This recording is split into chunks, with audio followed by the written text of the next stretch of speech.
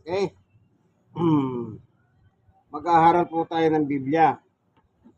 Ang Biblia po ang batayan ng pananampalataya ng sino man tao. Wala pong tao na hindi naniniwala sa Biblia, pero karamihan ng tao naniniwala sa Biblia. At dyan nila kinukuha ang kanilang pananampalataya. Pero may mga reliyon na hindi naniniwala sa Biblia. Halimbawa, yung Muslim, hindi naniniwala sa Biblia yan. Nung araw, meron akong nakainkwentro, Muslim. Meron siyang gustong malaman sa sinasabi ko. Pagkatapos sinabi ko sa kanya, kung naniniwala ka sa Biblia, sasagutin kita kako. Sagot niya, Muslim ako eh. Tapos binagsak niya pa si Jesus bigla, sinabay niya. Si Jesus nga, propeta lang. Hala naman ako tinatanong tungkol kay Jesus. At timano, bumanat siya. Sabi ko, hindi tayo pwedeng magtagal. Unang-una, hindi ka naniniwala sa Biblia kako. Pero bago tayo magpapatuloy, tayo muna ay mananalangin. Hingin natin ang patnubay ng Diyos upang siya magpatutuho sa ating kalagitnahan. Salamat po, Panginoon Diyos. Minsan pa, samahan mo kami sa aming pagbubulay ng iyong salita. Buksan ang puso't kaisipan ng sino man nakakapakinig ng mensaheng ito. Salamat po sa pangalan ni Jesus. Amen. Alam niyo po, ang tao naniniwala sa kapwa-tao. Ang ibang tao naniniwala rin sa Diyos. Pero iba-iba po ang kanilang interpretasyon sa mga bagay na yan, ano? Pero siyempre, dahil gumagamit tayo ng Biblia, sa Biblia tayo didepende. Halimbawa, ayon sa sulat ni Juan, dito sa unang Juan, meron tayong titignan dito na haral niya. Ang sabi niya po rito, sa unang Juan, 5:9, sabi niya, tinatanggap natin ang patutuho ng tao, ngunit lalong matibay ang patutuho ng Diyos. At iyon ang patutuho ng Diyos tungkol sa kanyang anak. Yan. So, dalawa po pinag-uusapan natin dito, patutuho ng tao at patutuho ng Diyos. Ang sabi po ni Juan, okay, paniwalaan natin yung patutuho ng tao, pero masigit nating paniwalaan yung patutuho ng Diyos. Amen. Yan. Pero kapag hindi ka naniniwala sa patutuho ng Diyos, ang sabi niya po rito ay ganito. Itutuloy lang natin sa verse 10. Sino man nananalig sa anak ng Diyos ay naniniwala sa patutuhong ito. Ngunit ang ayaw maniwala sa Diyos ay ginagawa sinungaling ang Diyos sapagkat hindi siya naniniwala sa patutuho nito tungkol sa kanyang anak. Yan. Yan palang hindi naniniwala sa patutuho ng Diyos tungkol sa kanyang anak. Ang sabi po ni Juan, sila po'y mga sinungaling. Ano, sinungaling? At kinakalaban pa nila ang Diyos. Nakakatakot po, ano? Ayun, babasa tayo ng patutuho ng Diyos sa Biblia. Kasi po, ipagkikita ko sa inyo, mga reliyon, hindi po naniniwala sa patutuho ng Diyos. Sometimes sinasabi ko po sa kanila, naniniwala ba kayo sa Diyos kako? Hindi po sila sumasagot. Ibig sabihin, hindi sila talagang sigurado. Kasi po, may mga patutuho ng Diyos na hindi po nila pinaniniwalahan. Halimbawa, dito po sa ang nakalagay dito sa kasulatan. Ganito po nakasulat sa sulat ng Hebreo. Ano po? Tingnan po natin ang nakasulat. At kung paanong higit na dihamak ang pangalang ibinigay ng Diyos sa anak, Jesus, gayon din siya higit na dihamak sa mga anghel Hebreo 1:4. So, sinasabi rito ng Diyos na mas mataas po si Jesus maging sa mga hangel. Ngayon, ito na po yung patutuho ng Diyos tungkol sa kanyang anak. Verse 8. Ngunit tungkol sa anak ay sinabi niya, ang iyong trono, O Diyos, magpakailanman paman. Ikaw maghaharing may katarungan. Yan. Paliwanag po, tinawag ng Panginoon Diyos si Jesus na Diyos. Kung pupunta naman tayo sa verse 10, ganito pa ang sabi ng Diyos. At sinabi pa rin niya, ikaw, Panginoon, nang lumikha ng sangkalupahan, ang iyong kamay ang gumawa ng sangkalangitan. So, anong tawag ng Diyos sa kanyang anak? Panginoon. So, maliwanag po, ito yung patutuho ng Diyos. Ang problema po, alam niyo po, may mga tao, kung babasahin po nila yung 1:8, ganito po, meron akong dalang ibang Biblia. Ito po yung ginagamit ko sa Biblia. Ang title nito, King James Version. Babasahin po natin dito sa King James Version yung Hebreo 1:8. At saka ko po paliliwanag sa inyo ang kanilang paniwala. Ayan, babasahin ko rin po Dito po sa King James Version ng Bible, kung babasahin natin yung chapter 1 verse 8, ganito po nakasulat. Ngunit tungkol sa anak ay sinasabi, ang iyong luklukan, O Diyos, ay magpakailanman, at ang siyetro ng katwiran ng siyong siyetro ng iyong kaharian. Alam niyo po ba dito, sino tinutukoy dito? Si Jesus. Pero ang paniwala po ng ibang reliyon, hindi po Diyos si Jesus. Ang tinatawag nilang Diyos dito, yung luklukan ni Jesus. Kita niyo po? Yung luklukan ni Jesus, Diyos daw po yun. Sabi ko nga, ang labo naman. Di dalawa na ang inyong Diyos. Yung Diyos na sa langit, at saka yung luklukan ni Jesus, Diyos. Paano kayo manalangin ka ko? Bawa, ganito kasi panalangin ang binigay ko Bawa, may sakit ang iyong anak. Panginoon Diyos, pagalingin mo po ang aking anak. Sa pangalan ng luklukan. Ang gulo, di ba? Kaya sila po, hindi sila makapaniwala Ang kanilang paniwala, yung luklukan, Diyos po yun sa kanila. Sa kayo nakakita, yung upuan mo, Diyos pala yun. Hindi po ba? Hindi sila naniniwala sa patutuho ng Diyos. Ibig sabihin, kalaban po nila ang Diyos. At ginagawa pa nilang sinungaling ang Diyos. Binasa natin kanina. Ulit, babasahin ko Kapag hindi ka naniniwala sa Diyos, ang sabi ni Juan, ulitin po natin sa unang 1, chapter 5, verse 10, ganito ang nakasulat. Para lang po meron tayong aral. Ang sabi niya rito, ngunit ayaw maniwala sa Diyos ay ginagawang sinungaling ang Diyos. Grabe Ito po palang nagsasabing, hindi Diyos si Jesus, sila po pala yung mga sinungaling. Mga sinungaling pala. May mga reliyon pong ito. Nakikipagdebate pa ito. Kung makapagdebate, akala mo, hubod ng galing. Nakita nyo po ang diferensya. Kaya pagbabasahin po natin yung Hebreo 1:8, hindi po daw si Jesus ang Diyos dyan, kundi yung luklukan ng Diyos na tinutukoy nila. Yung niluluklukan ng ating Panginoong Jesus. Yun daw po ay Diyos. Hindi ba malalayo? Pati luklukan ginagawang Diyos. Para lang nila takasan. Kasi hindi po sila naniniwala na si Jesus ay Diyos.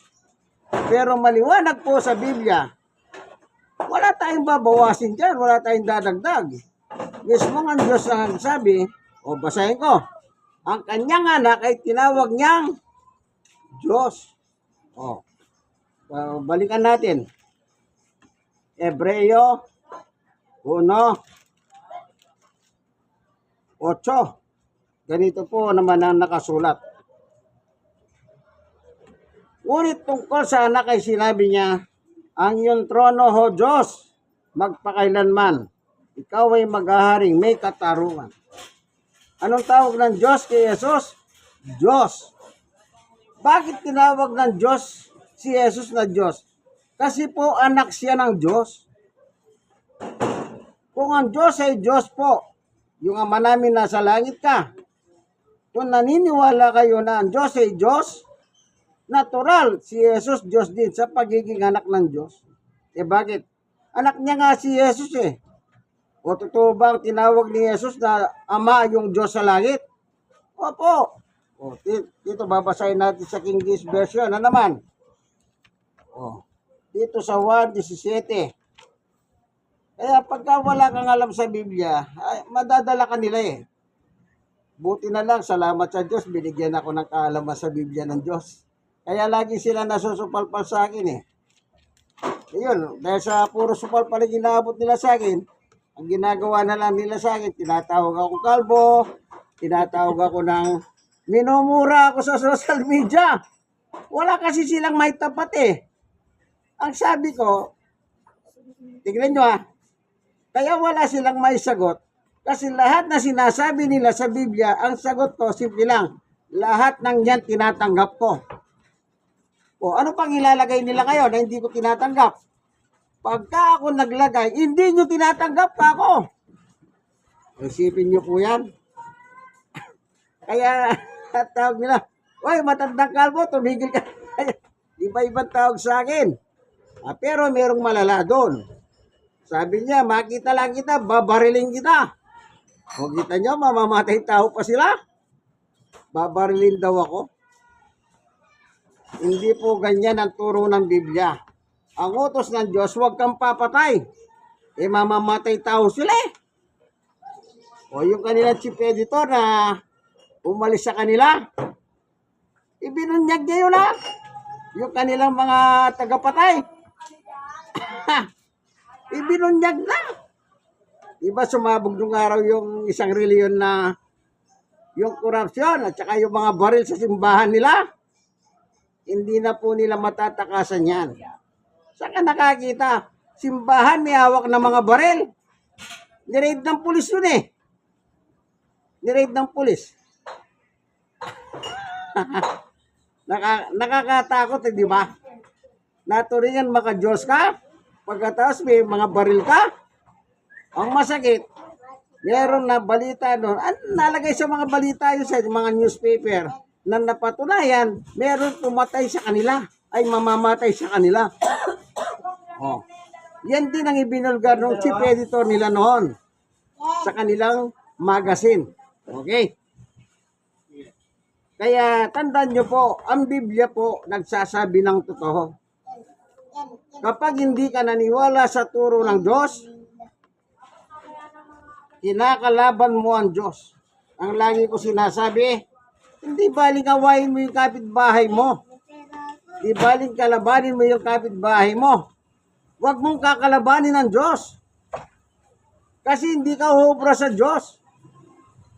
Siya lumikha sa iyo. Anytime na gusto kanyang bawiin ng buhay, wala kang magagawa.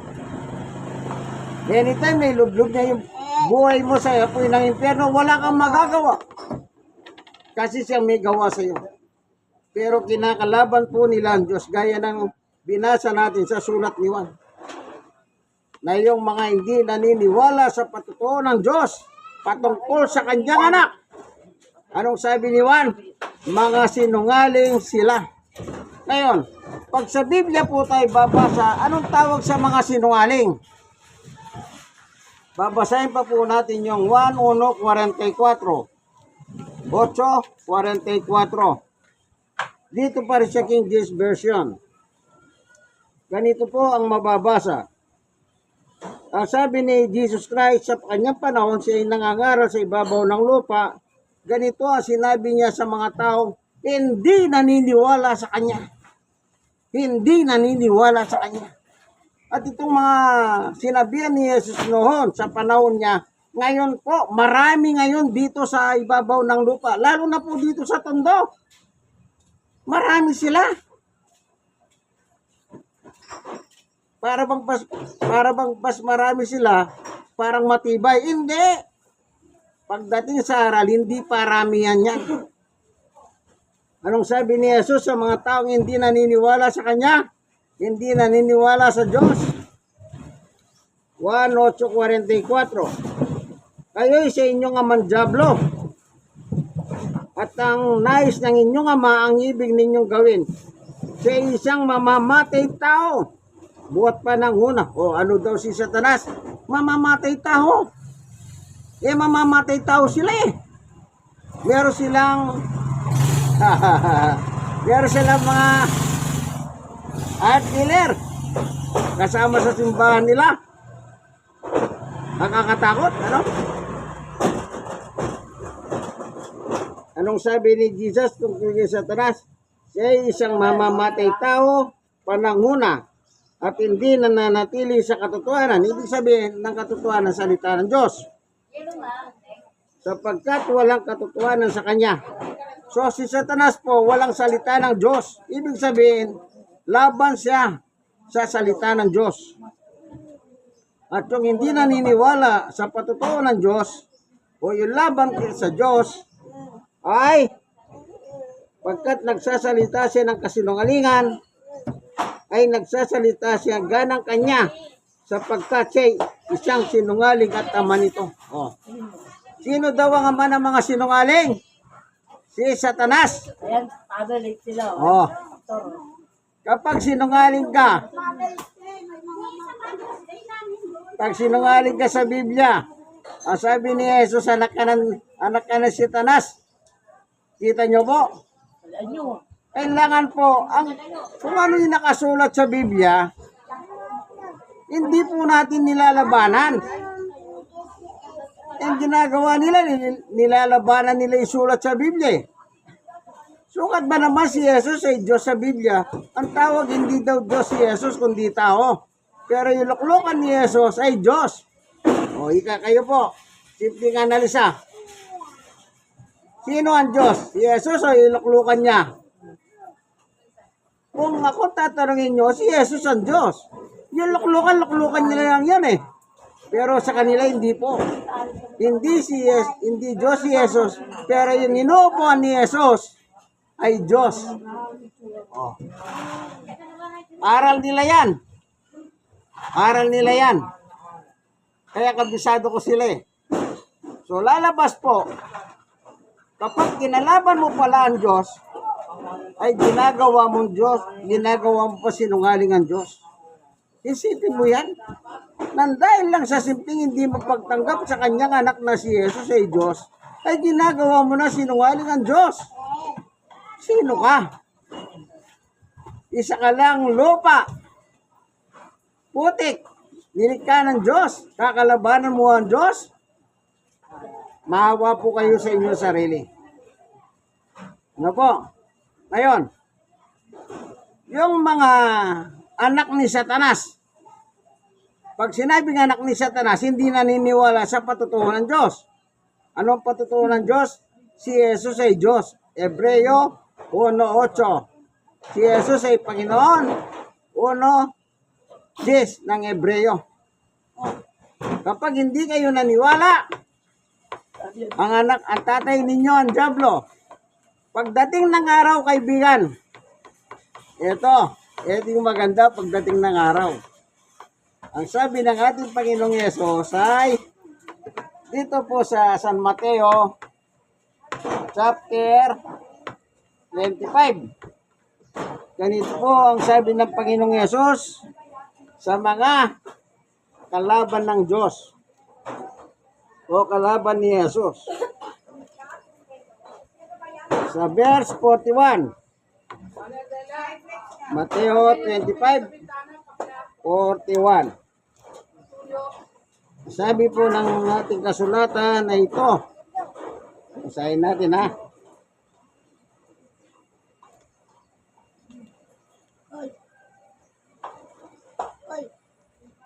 Ang sabi niya ay,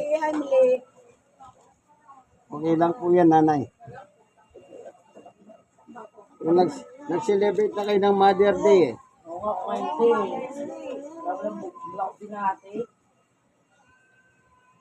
Happy Mother's Day, Happy Mother's Day, Happy Mother's Day. Ayan, ulit-ulit. At sasabihin naman niya sa mga nasa kaliwa, ito na po yung yung mga kontrabida ng Diyos. Lumayo kayo sa akin, mga sinumpa. Kayo pa sa apoy na di mamamatay, na inianda para sa dyablo at sa kanyang mga kampon. Ito po palang mga taong kumakalaban sa Diyos. Ito yung mga tao sinungaling, anak ni Satanas. Si Satanas pala at saka sila pagsasamahin sa impyerno. Yan, binasa ko lang ha. Wala po tayong dinadagdag dito. Kung ano po yung nakasulat na po yan. Hindi natin pwedeng dagdagan yan.